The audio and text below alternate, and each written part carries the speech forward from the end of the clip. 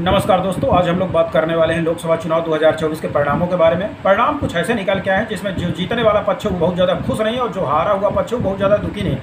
दोनों कन्फ्यूजन की स्थिति में मुझे तो लग रहा है कि जो लड्डू लाए गए होंगे उसको हलक के नीचे से उतारने में भी दोनों पक्षों को बड़ी तकलीफ हुई होगी कि यार ये लड्डू खा रहे हैं, लड्डू के साथ न्याय हो रहा है कि नहीं आ रहा है। लेकिन दुनिया को दिखाने के लिए दोनों पक्ष डांस कर रहे हैं, नगाड़े बजा रहे हैं, लेकिन आधे अधूरे मन से दोनों पक्ष दिखा रहे हैं कि भैया हम दोनों खुश हैं, दोनों कह रहे हैं कि हम भैया जीते हुए हैं।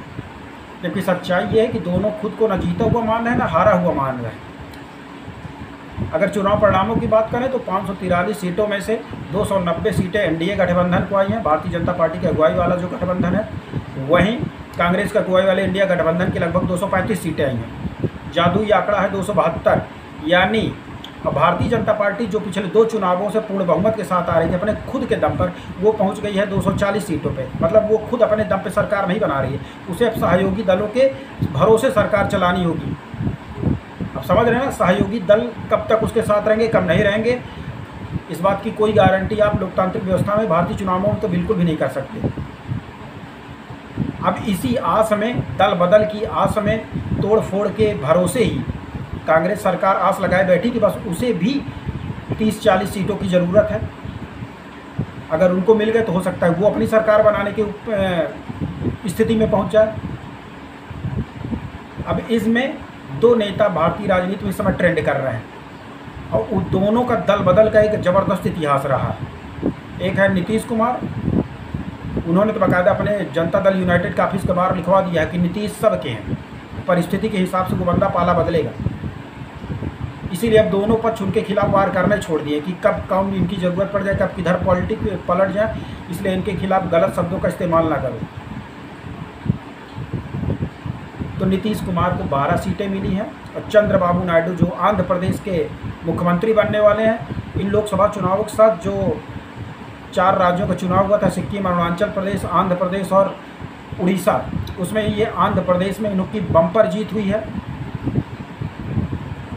अब इनके दोनों हाथ में लड्डू हैं, इनके 16 लोकसभा उम्मीदवार भी जीते हैं। तो नीतीश कुमार और चंद्रबाबू नायडू जिस पक्ष में जाएंगे, जिस फेवर में जाएंगे, उसी की सरकार बनेगी, स्थिर सरकार बनेगी। तो अगले 5 साल कुल मिलाकर के इन्हीं दोनों नेताओं के इर्द गिर्द सरकार का संचालन होगा। अगर ये इंडिया गठबंधन साथ गए तो इंडिया गठबंधन की सरकार चलने वाली है, और एनडीए के साथ रहे जो कि फिलहाल ये है, तो अगर एनडीए के साथ रहे तो एनडीए की सरकार 5 साल चलेगी। तो जो हनक, रसूख और दमदारी, आक्रामकता के साथ भारतीय जनता पार्टी शासन कर रही थी पिछले 2 चुनावों में, शायद वो यहाँ पर ना हो पाए। जिस तरीके से सरकारी एजेंसियों का दुरुपयोग की इनके खिलाफ आरोप लग रहे थे, भारत पाकिस्तान को अंतर्राष्ट्रीय मोर्चे पर खुल करके यहाँ की विदेश मंत्री और सरकार करारा जवाब दे रही थी, हो सकता है उस तरीके की चीज़ों में थोड़ी सी कमी आए। खैर ये अभी तक मेरा सिर्फ प्रेडिक्शन है। भारतीय जनता पार्टी के 400 पार के नारे को तो पार नहीं किया, वहीं 300 पार भी नहीं किया। इसके पीछे प्रमुख अगर वजहों की बात करें तो यहाँ पर भारतीय जनता पार्टी ने जो 400 का नैरेटिव सेट किया, 400 नैरेटिव में भारतीय जनता पार्टी के वोटर को कहीं ना कहीं ये लग गया कि अब हम तो जीत ही रहे हैं, वो वोट डालने निकला ही नहीं। मतदान प्रतिशत लगातार कम हुआ। भारतीय जनता पार्टी का जो कोर वोटर है वो शहरी वोटर है, लेकिन इस प्रचंड गर्मी में चुनाव आयोग ने जो चुनाव कराने का निर्णय लिया है, वो खुद चुनाव आयोग ने इसको गलती माना है। उसमें शहरी वोटर घर से बाहर निकला ही नहीं। वीकेंड में चुनाव की डेट होने की वजह से लोग चुनाव में दिलचस्पी नहीं लिए। जो भारतीय जनता पार्टी के कोर वोटर, उनको लगा कि हमारी पार्टी तो जीत ही रही है, जिसकी वजह से वो बाहर नहीं लेके मतदान प्रतिशत कम हुआ, जिसका भारतीय जनता पार्टी को सीधा नुकसान हुआ। वहीं जो विपक्ष ने अपने नैरेटिव गढ़े, चाहे संविधान बचाने का नैरेटिव दिया गया हो, चाहे आरक्षण खत्म करने का इल्ज़ाम लगाया गया हो, चाहे जातिगत जनगणना की बात की गई हो, चाहे वित्तीय सर्वेक्षण की बात की गई हो, या अग्निवीर योजना को ख़त्म करने की बात की गई हो, 90-10 प्रतिनिधित्व की बात की गई हो, ये सारे नैरेटिव भले ही फेक हों, 20वीं सदी के लग रहे हों, पुराने लग रहे हों, लेकिन देश की भोली भाली मासूम जनता जो ग्रामीण इलाकों में रहती है, जिसको अपने दम पे कम चमत्कार से ज़्यादा उम्मीद होती है, सरकारों से उनको बड़ी उम्मीद होती है, कहीं ना कहीं इनके इस फॉल्स नैरेटिव में वो भी फंसी है। लोगों ने विकास के बजाय जाति के आधार पर भी इस चुनाव में वोटिंग की हुई है। मतगणना गर्मी में होने की वजह से, चुनाव होने की वजह से वोटर टर्नआउट कम हुआ है, एक ये भी बहुत बड़ी वजह है भारतीय जनता पार्टी की सरकार का हार का। वहीं जो भी विपक्ष ने नैरेटिव सेट किया भारतीय जनता पार्टी ने, उसका काउंटर करने में कहीं ना कहीं वो पीछे रह गई। इसके अतिरिक्त अगर इंडिया गठबंधन की बात करें तो उन्होंने जो भी नैरेटिव सेट किए उसको जनता के बीच में वो पहुंचाने में, उसको कन्वे करने में वो सफल रहे। जिस तरीके से राहुल गांधी हर रैली में संविधान की कॉपी लेकर जाए, लोगों को लगा हो सकता है संविधान खत्म कर दे। सबसे ज़्यादा तो आरक्षण को लेकर के जो इन्होंने भ्रांति फैलाई, जबकि भारतीय जनता पार्टी आरक्षण हटाकर भारतीय जनता पार्टी को कहीं कोई फ़ायदा होने वाला नहीं था। मैंने अपने पिछले वीडियो में भी कहा था, लेकिन जनता को लगा कि अगर आरक्षण हटाओ, गलत बात अगर 20 बार बोल दी जाए तो लग रहा है कि भैया हो सकता है सही हो। तो आरक्षण घटने की बात को अभी भारतीय जनता पार्टी कहीं ना कहीं अच्छे तरीके से काउंटर नहीं पाई, उसकी वजह से इनकी कहीं ना कहीं ये हार हो रही है। यहाँ जीत तो एनडीए की हो रही है, मेरे हार का कहने मतलब उन टारगेट तक नहीं पहुँच पाए, तो वो उनकी एक तरीके से हार के तौर पर ही मैं देख रहा हूँ। और इनकी जीत इसलिए कह रहा हूँ इंडिया गठबंधन की, क्योंकि इंडिया गठबंधन वाले खुद इतनी उम्मीद नहीं कर रहे। भले उन्होंने कह दिया हो कि 295 पार है, लेकिन उनमें उन तक कन्विक्शन नहीं समझ में आ रहा था। खुद पूरा इंडिया गठबंधन आज इतना उत्साहित है, ढोल नगाड़े बजा रहा है, तो जाहिर सी बात है कि उनकी उम्मीद से बढ़कर रिजल्ट आया हुआ है। और कहीं ना कहीं वो लग रहा है कि दल बदल करके कुछ ना कुछ दांव पेंच करके वो सरकार बना ही सकते हैं। इसके अतिरिक्त इंडिया गठबंधन का जो उन्होंने सफल गठबंधन किया, उत्तर प्रदेश में अखिलेश यादव का जादू चला, 35 सीटें वो जीत करके आए। सीधी सी बात है, वो भारतीय जनता पार्टी को पूरी तरीके से उन्होंने पैरों के नीचे ज़मीन खिसका दी।